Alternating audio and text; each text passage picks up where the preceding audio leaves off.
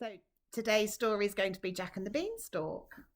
This week's story actually is going to be Jack and the Beanstalk. So listen to it a few times so that you get to really know the story and see if you can say some of the phrases that are repeated. Are we ready? Jack and his mother were so poor they never had enough to eat. One morning they had nothing left at all. "You'll have to take the cow to market and sell her," Jack's mother said sadly. On the way, Jack met a strange little man. "I'll give you these for your cow," said the little man, holding out 5 wrinkly dried beans. "I need money, not beans," said Jack.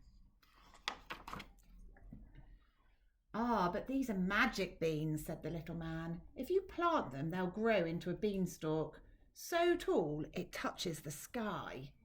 "Amazing," said Jack. He gave his cow to the little man, took the beans and ran off home. But when he got home, he was in big trouble. "Jack, we need money, not beans," cried his mother, and she threw the beans out of the window. Poor Jack went to bed hungrier and gloomier than ever. What were they to do? In the morning, even his room seemed gloomy. His room seemed gloomy. Just a minute. Outside his window was a giant beanstalk so tall that it touched the sky. The little man was right, thought Jack. He scrambled onto the giant beanstalk and climbed up and up and up. And there, at the top, he found a giant castle with a giantess in front of it. Jack gulped. Like Jessica. Then his tummy rumbled. "Excuse me," he called out. "Please, could you spare some breakfast?" The giantess picked him up. "My husband munches and crunches little people like you," she said. "I'll give you breakfast, but you'd better be gone before my husband gets home." She whisked Jack inside and set him down next to an enormous, crusty loaf. Breakfast had never tasted so good.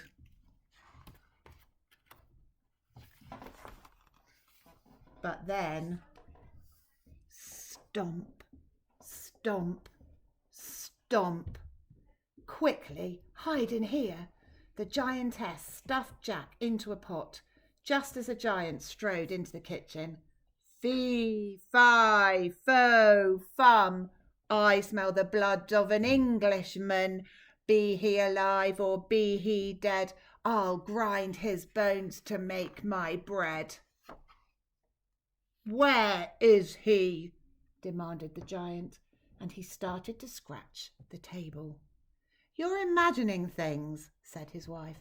"Eat up your breakfast while I bring your hen." She returned with the hen and put it on the table. "Lay," commanded the giant. Clink! The bird laid a gleaming golden egg. With a grunt, the giant closed his eyes and began to snore. The giantess lifted Jack out of the pot. "Run for your life," she whispered, but Jack had his eyes on the hen. He grabbed the hen and fled for the door. The bird let out a squawk, which woke the giant, who saw Jack and let out a furious roar. Jack dived out of the door onto the beanstalk, and with the giant hot on his heels. Jack scrambled down the beanstalk as fast as his legs would carry him. "What's going on?" shrieked his mother from below. Is that a giant? Just bring the axe," Jack cried. Jack and his mother chopped and chopped at the beanstalk. It creaked and it wobbled, then it toppled over sideways. The giant was flung far over the hills. They never saw him again. As for Jack and his mother, they lived happily ever after. Each morning the hen laid a golden egg, so they grew rich, and Jack never climbed another beanstalk. Okay. The end. Can you read the back? Can you read